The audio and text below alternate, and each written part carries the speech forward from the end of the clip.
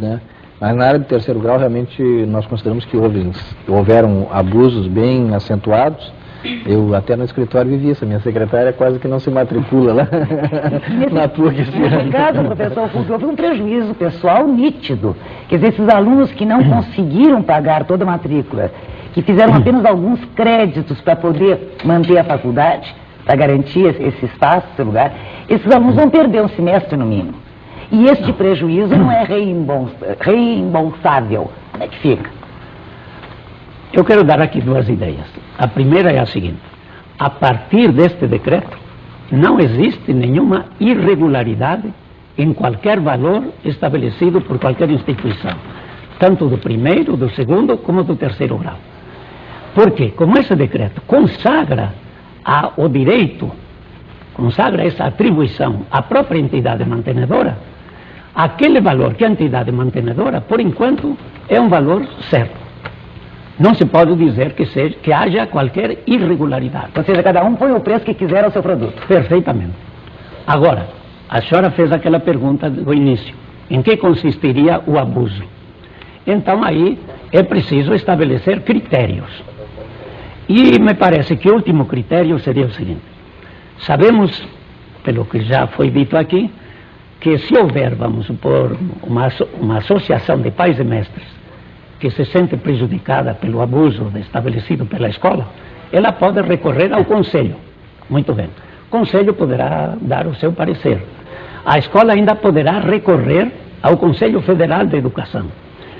O Conselho Federal de Educação já tem um parâmetro, já tem um critério, já tem um limite que foi aplicado já no ano passado para julgar aqueles pedidos de reajuste extraordinário. De modo que o Conselho Federal de Educação já tem esse critério estabelecido. Eu posso dizer que é uma fórmula, se quiser, um pouco complicada, que não seria para qualquer um entendê-la vamos por de imediato. Mas o Conselho Federal de Educação, que no caso seria o último recurso, já possui esse critério. Nós vamos fazer um pequeno intervalo, mas eu quero deixar no ar uma pergunta. Em termos de classificação das escolas, assim como se classifica hotéis, restaurantes, etc., se o Conselho Federal tem um padrão, tem mais ou menos uma base de preço, deve existir uma classificação dessas escolas. Eu quero saber dos senhores isso, mas no próximo segmento.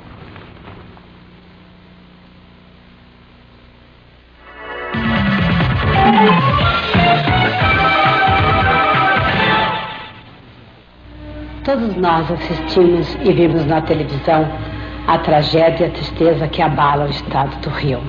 Não podemos ficar insensíveis. O governo do estado e o Conselho de Apoio ao Produto. E depois discutir se é válido ou não aquele preço, parece que existe aí uma classificação de escolas como se classifica hotéis.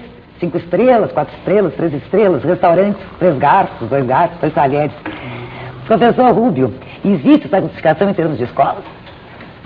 Não existe classificação, mas na prática, daqui por diante, se a escola obedecer ao decreto, ela deverá fixar o valor compatibilizando os seus preços aos custos dos serviços que ela presta.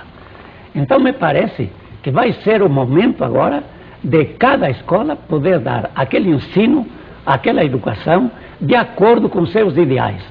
Então uma escola poderá oferecer muitos recursos, isto é, poderá ter muitos custos, se ela empregar, vamos pôr, um sofisticado processo de pedagógicos, vamos dizer, de audiovisuais, de computadores, de tudo quanto é, vamos dizer, instrumentos que poderão dar maior qualidade ao ensino que essa escola dá.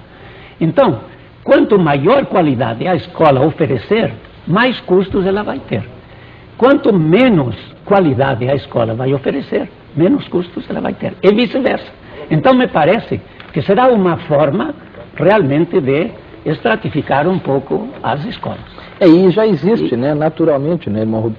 Porque o senhor tem, por exemplo, a escola particular situada lá na vila periférica, pobre, que ela faz mais um trabalho de assistência, né, e vive mais do salário educação e das bolsas. e aquela escola particular, vamos exemplificar, né, num bairro mais sofisticado, ali no Moinhos de Vento, no Bom Conselho, lá o Anchieta, enfim, são escolas de um outro nível, Rosário e tal, né? Quer dizer, então existe realmente já uma categoria de escolas. Por exemplo, nós temos escolas no interior do estado que o diretor mesmo diz, ele diz, olha, não adianta eu aumentar muito o preço aqui porque eu perco a minha clientela. Eu não tenho clientela que alcance isso. E ele equipa a sua escola para atender aquela clientela ou também não vale a pena porque não tem clientela? Ele deverá, eu creio... Não, eu quero saber neste momento. Não, ele deverá, Ivete, evidentemente, adequar a sua escola à sua realidade. E a escola vai ser equipada também de acordo com a sua realidade. O processo todo esse. Agora, existe um cálculo, aquilo que o irmão Rubio quis se referir, que se faz do custo, o que representa cada coisa dentro do custo dentro de uma escola. Então, o que representa o funcionário, o professor, o que representa o material, o que representa a estrutura da escola, a reposição desse material, o que representa a manutenção do prédio, enfim, tem uma série de fatores, né? Isso aí é uma discussão muito profunda, que discute o próprio Ministério, a própria SUNAB, o sindicato, nós, quer dizer, cada um tem um ponto de vista em relação qual seria o ponto de equilíbrio entre esses vários percentuais, o que representaria um e outro nessa escala? É uma curiosidade, as escolas devem conhecer isso, evidentemente. Qual é o percentual que ocupa exatamente dentro desse cálculo o salário dos professores? Bem, só o salário dos professores ou também dos auxiliares de administração escolar? É todo o funcionalismo das escolas particulares. Bom, estudo técnico, já de origem da própria ONU, da própria Unesco, com órgãos técnicos aqui do Brasil, o IPEA, etc., já fizeram um estudo a respeito desse assunto e acharam que isso deve consumir, no máximo, em torno de 60% da receita da escola. Uma escola que despendesse mais de 60% é uma escola que marcha à falência. Ou seria uma escola que sacrificaria enormemente a qualidade de seu ensino. O senhor colocou que deveria no máximo. Eu quero saber, em termos reais, o que representa hoje o salário desses funcionários no custo geral da empresa, da escola. Perfeitamente. Eu posso responder que, na sua generalidade, as escolas estão praticamente acima dessa porcentagem. A maioria das escolas estão gastando mais de 60% da receita para a folha de pagamento. O senhor diria que então ser dono de uma escola é um péssimo negócio? Bem, mais de 60%, irmão? Mais de 60%. E o dinheiro para investimento? Aí é que está. Por isso que nós dizemos que a escola particular, de momento, está praticamente sobrevivendo para poder existir. E nós achamos, que muita gente acha, que a escola particular é uma necessidade. Por vários motivos. Motivo de que é preciso que famílias tenham condições para poder optar pelo gênero de educação que desejam dar a seus filhos. Então, é uma necessidade. Porque se não houver escola particular, praticamente nós caímos no monopólio do ensino. Então, caímos numa estatização. E praticamente, me parece que é tudo o oposto que está se procurando nestes momentos que vivemos no Brasil. Democratização. Bom, eu aqui estou fazendo papel de advogado do diabo, mas na realidade eu não vejo dessa forma. Eu acho que os últimos decretos presidenciais têm muitas falhas.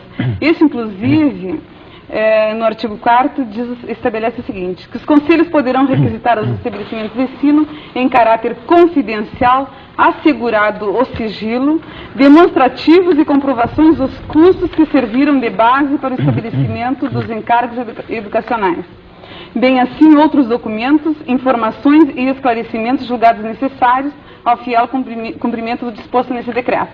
Eu pergunto por que confidencial e por que sigilo, se o dinheiro é dos alunos e dos pais dos alunos?